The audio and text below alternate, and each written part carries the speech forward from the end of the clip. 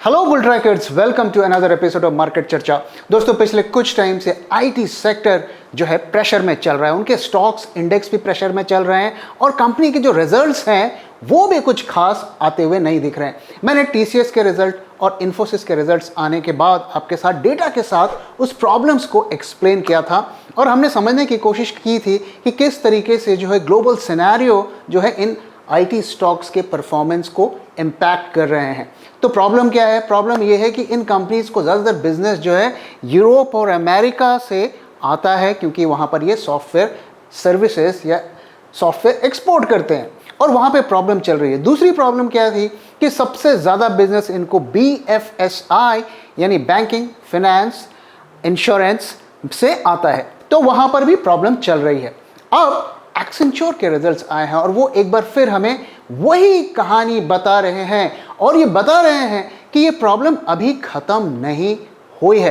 तो एक्सेंचर के रिजल्ट्स को डिटेल में बात करने से पहले आइए हम थोड़ा ये समझने की कोशिश करते हैं कि ये अचानक से जो सेंट्रल बैंकर्स है दुनिया भर के, इन्होंने क्या ड्रामा शुरू कर दिया है। तो आइए मैं आपको बताता हूँ कि वो क्या कर रहे हैं। तो दोस्तों, पिछले साइकिल में अगर आप देखिए तो आरबीआई ने भी रेट ऑफ इंटरेस्ट को नहीं बढ़ाया और फेड ने भी मामूली इंक्रीज की और दुनिया भर में एक तरीके का ये माहौल बनने लगा कि इन्फ्लेशन अब पीक्ड आउट हो गया है, इससे ज़्यादा इन्फ्लेशन नहीं बढ़ेगा। और दूसरा, इसकी वजह से अब इंटरेस्ट रेट्स भी कुछ खास नहीं बढ़ेंगे, शायद थोड़ी बहुत बढ़त हो और ये एग्रेसिव इंटरेस्ट रेट्स बढ़ने का जो सिलसिला है वो शायद थम जाएगा और वो स्टॉक मार्केट्स के लिए एक पॉजिटिव ट्रिगर होगा। और अब हम देख रहे हैं तो एक बार फिर से इंटरेस्ट रेट्स बढ़ने के जो है खतरे हमें देखने को मिल रहे हैं और दुनिया भर के सेंट्रल बैंकर जो हैं एक ही टोन में बात कर रहे हैं कि इन्फ्लेशन अभी भी हाई है, इन्फ्लेशन को कम करने की लड़ाई अभी ख़त्म नहीं हुई है और हमें एग्रेसिवली अभी इंटरेस्ट रेट्स को बढ़ाकर इन्फ्लेशन को जो है कम करना है। तो ये उनके जो टोन है, ये अगर हम कंपेयर करें पिछले कुछ महीने के मुकाबले, तो वो थोड़ा ज़्यादा हॉकिश और एग्रेसिव हो गए हैं। और सिर्फ टोन ही नहीं, ये उनके एक्शंस में भी हमें देखने को मिल रहा है। तो उन्होंने क्या एक्शन लिया? तो अगर आप रिसेंटली देखिए तो बैंक ऑफ अमेरिका और टर्की ने जो है रेट ऑफ इंटरेस्ट को बढ़ाया। उससे पहले ऑस्ट्रेलिया एंड कनाडा ने भी रेट्स को बढ़ाया। तो बैंक ऑफ अमेरिका ने रिसेंटली ही 0.5% का रेट हाइक किया है और उन्होंने कहा है कि जो इन्फ्लेशन है वो बहुत ज़्यादा स्टबर्न है और इसे हमें क्रश करना है और अभी ये इतने आसानी से जाने वाला नहीं है, ज़रूरत पड़ेगी तो वो और रेट्स को बढ़ाएंगे। वहीं अगर आप देखिए टर्की ने तो 6.5% रेट्स को बढ़ा दिया। जी हाँ, 6.5% रेट को बढ़ा दिया है और इस वक्त वहाँ का रेट ऑफ इंटरेस्ट 15% है। खैर, टर्की के जो है अलग प्रॉब्लम्स हैं तो उसको हम बाकी जगह से कंपेयर नहीं कर सकते, लेकिन दोस्तों ध्यान रहिए कि वो प्रॉब्लम इसीलिए हुई थी क्योंकि उन्होंने इन्फ्लेशन को टाइमली कंट्रोल नहीं किया और इसीलिए बढ़ता हुआ इन्फ्लेशन हमें और आपको एक साधारण सी प्रॉब्लम शायद नज़र आती है, लेकिन ये इतना खतरनाक होता है कि ये किसी भी कंट्री के इकॉनमी को बिल्कुल ख़त्म कर सकती है और उससे रिकवर करने में उनको सालों लग सकते हैं। और इसीलिए दुनिया भर के सेंट्रल बैंकर्स जो हैं रेट ऑफ इंटरेस्ट और इन्फ्लेशन को इतना ज़्यादा इंपॉर्टेंस देते हैं।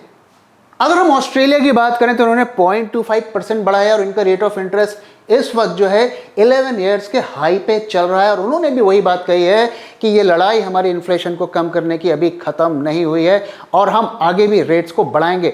साथ ही अगर आप कनाडा को देखिए तो उन्होंने भी 0.25% रेट्स को बढ़ाया और वो भी उसी टोन में बात कर रहे हैं कि हमें अभी इन्फ्लेशन को कंट्रोल करना है और ज़रूरत पड़ेगी तो हम आगे और रेट ऑफ इंटरेस्ट को बढ़ाएंगे। तो उन्होंने जो रेट्स को रखे हैं वो 4.75% कर दिया है और वो 22 ईयर्स के हाईएस्ट लेवल पर चल रहे हैं। तो आप देख सकते हैं कि कोई दुनिया भर के सेंट्रल बैंकर्स जो हैं एक साथ जो है एक तरह के कार्टेल बनाकर काम कर रहे हैं, क्योंकि अगर आप एक कंट्री में अगर इन्फ्लेशन को कंट्रोल नहीं करेंगे तो वो कहीं ना कहीं जाकर बाकी जगह पर भी उसका इम्पैक्ट होता है। तो दुनिया भर से ये जो मनी की सप्लाई है उसे कम करने का प्रयास सेंट्रल बैंकर्स कर रहे हैं, ऐसा देखकर हमें लगता है। दोस्तों, आपको मैं बता दूं कि ये BOE बैंक ऑफ इंग्लैंड और टर्की ने तो अभी रिसेंटली ही रेट्स को बढ़ाया है लेकिन ऑस्ट्रेलिया और कनाडा ने इस महीने के शुरुआत में रेट बढ़ाया था फर्स्ट वीक में, लेकिन अब वो कह रहे हैं कि अगले साइकिल में भी हम बढ़ाएंगे।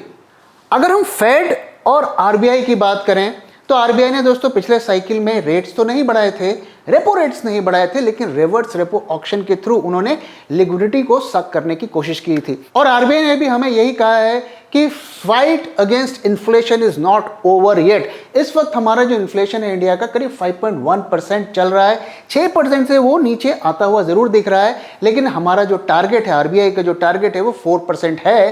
तो अभी हमें इसे और कम करना है, और सिर्फ एक बार वहां तक पहुंच गया तो इसका यह मतलब नहीं है कि हमारी जो है लड़ाई हमने जीत ली, हमें उस लेवल पर उसे सस्टेन करना है।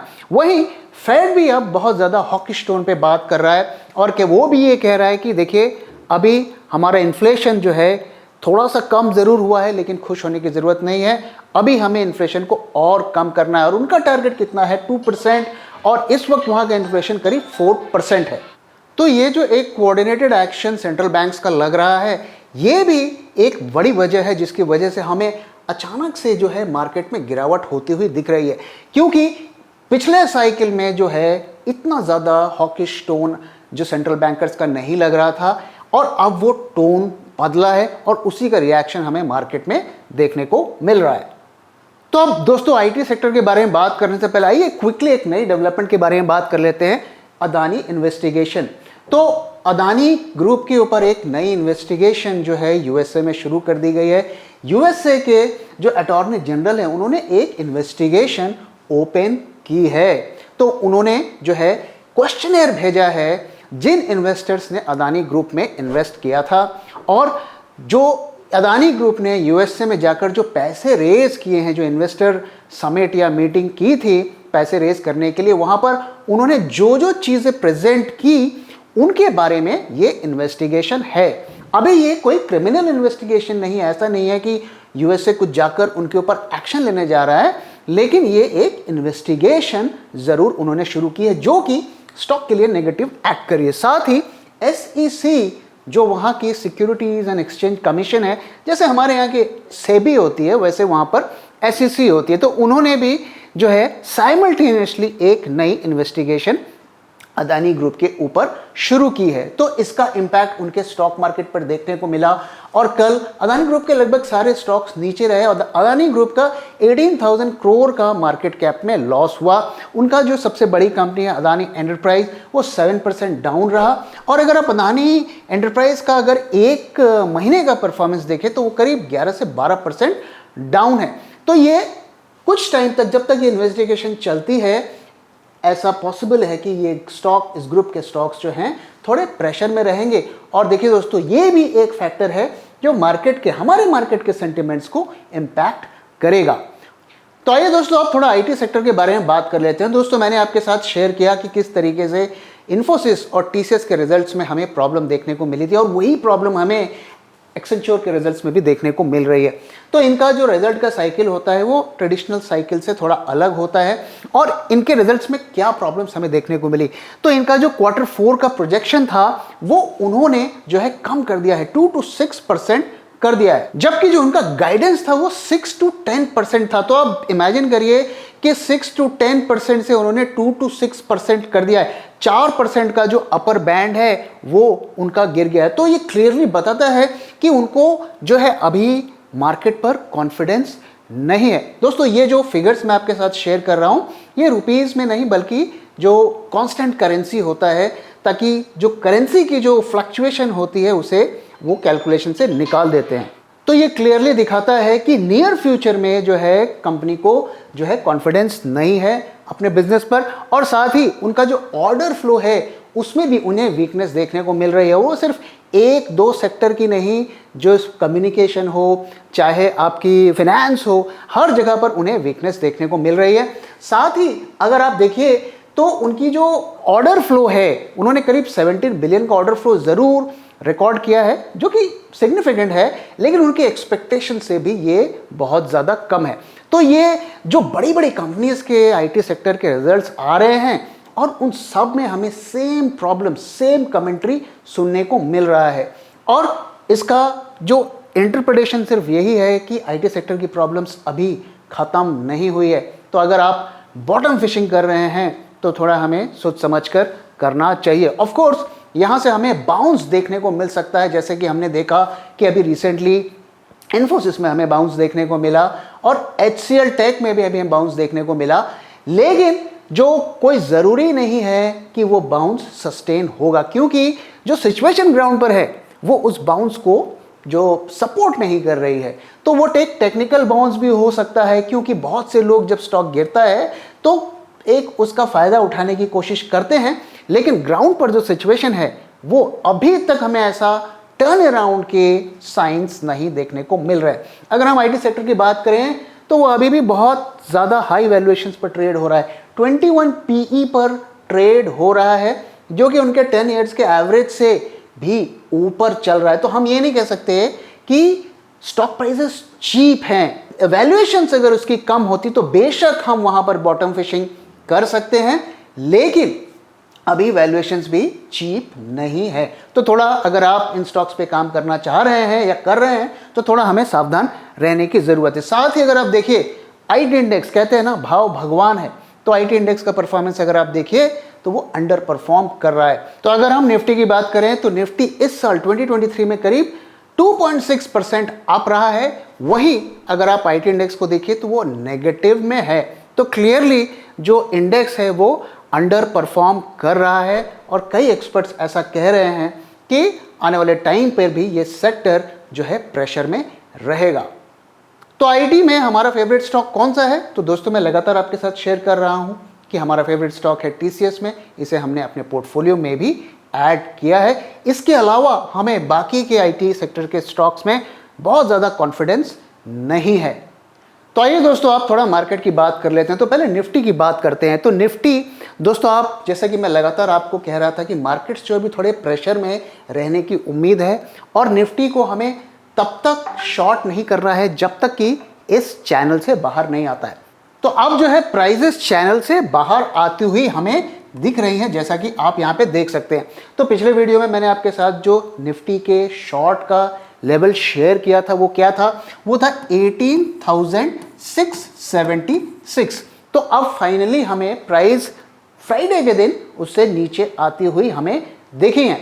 अब हमें देखना है कि मंडे को क्या प्राइजेस इससे नीचे सस्टेन होती हैं या हम इससे ऊपर की ओपनिंग हमें देखने को मिलती है। अगर ऊपर की ओपनिंग देखने को मिलती है तो हमें शॉर्ट नहीं करना चाहिए और हमें इस अपने लेवल के नीचे प्राइजेस सस्टेन होने पर ही शॉर्ट साइड पर हमें करना चाहिए। अगर हमें लॉन्ग की बात करें, देखिए दोस्तों, निफ्टी को मैं अभी शॉर्ट करने से थोड़ा सा हेजिटेट करूंगा। उसकी वजह क्या है? क्योंकि जो हमारा टॉप था 18,900 वो अभी नहीं बना है, उसके नीचे से ही प्राइजेस घूमने शुरू कर दिए हैं। तो टेक्निकली तो टॉप बना नहीं है, तो एक और बाउंस भी आ सकता है। इसलिए निफ्टी में थोड़ा सा मुश्किल है। अभी हम शॉर्ट साइड पर भी हमें अगर ट्रेड लेना है तो थोड़ा कॉशियस रहना पड़ेगा और लॉन्ग साइड तो हम ले नहीं सकते क्योंकि हमारा लेवल अभी वहां तक नहीं आया है। तो लॉन्ग साइड का जो मैंने लेवल आपको शेयर किया था वो था 18,860। तो अभी तो हम उससे नीचे हैं, तो हम अभी लॉन्ग हम नहीं जा सकते। शॉर्ट साइड पे अगर हम रहेंगे तो टॉप लॉस को बहुत टाइट रखना है। तो चूंकि हमारा 18,900 का टॉप नहीं बना है तो हम कॉन्फिडेंस के साथ अभी नहीं कह सकते कि मार्केट यहां से वन वे नीचे जाएगा। अब आइए थोड़ा बैंक निफ्टी की बात कर लेते हैं कि वहां पर हमें क्या देखने को मिलता है। तो दोस्तों, ये डायमंड पैटर्न ऐसा लग रहा है कि काम कर रहा है। प्राइजेस इससे नीचे आ चुके हैं और हम नीचे का जो है यहां पर ट्रेंड देख रहे हैं। तो जो शॉर्ट का लेवल मैं आपके साथ शेयर कर रहा था वो था 43,711 और पिछले हफ्ते से ये लेवल मैं आपके साथ शेयर कर रहा हूं। तो 2 बार हमें अच्छा खासा उससे नीचे मार्केट गिरता हुआ दिखा है। हालांकि अभी हम अपने लेवल से जो है करीब 100-200 पॉइंट्स नीचे हैं, लेकिन बैंक निफ्टी का ट्रेंड थोड़ा ज़्यादा क्लियर लग रहा है कि बैंक निफ्टी नीचे जाना है। तो बैंक निफ्टी का जो हमारा टारगेट है वो है 43,150। बैंक निफ्टी यहां तक गिर सकता है एज पर आवर एल्गोज। लेकिन दोस्तों, मैं बहुत ज़्यादा आपको कॉशन कर देता हूं कि ये फॉल वन वे नहीं होने वाला है। जैसा कि पिछले कई वीडियोस में मैं आपके साथ शेयर कर रहा हूं कि जब एक मेजर ट्रेंड चेंज होता है तो वन वे में मार्केट नहीं गिरता है, हमें वहां पर वॉलेटिलिटी देखने को मिलती है और ये वॉलेटिलिटी आप देखिए वही है। तो इस वजह से अगर आप शॉर्ट टर्म के ट्रेडर हैं, अनहेज्ड ट्रेडर है, स्पेकुलेटर है कि एक कॉल पुट खरीद के छोड़ दो, जो होगा देखा जाएगा, तो आपको घाटा लग सकता है। ये वॉलेटिलिटी जो है स्पेकुलेटर को मार देती है क्योंकि उनके स्टॉप लॉस को वो खा जाती है। तो हमारे एल्गोस तो बोल रहे हैं कि ये अभी यहां से अच्छा खासा फॉल देगा 43,150। इस वक्त हम 600 के लेवल के आसपास हैं, तो करीब 400-500 पॉइंट का फॉल बैंक निफ्टी हमें दे सकता है। अगर इस ट्रेंड को हमें एनकैश करना है तो हमें बहुत सेफ्टी के साथ, हेजिंग के साथ जो है काम करना चाहिए। वंस अगेन दोस्तों, मार्केट में वॉलेटिलिटी बनी रहेगी, इस तरीके के अप डाउन देखने को मिलेंगे, तो बहुत सावधानी के साथ काम करिए, नहीं तो आपकी गाढ़ी मेहनत की कमाई स्टॉक मार्केट के लुटेरे लूट सकते हैं। तो दोस्तों, इसी के साथ इस वीडियो को मैं यहाँ पे खत्म कर रहा हूँ। Thank you for your time and thank you for watching.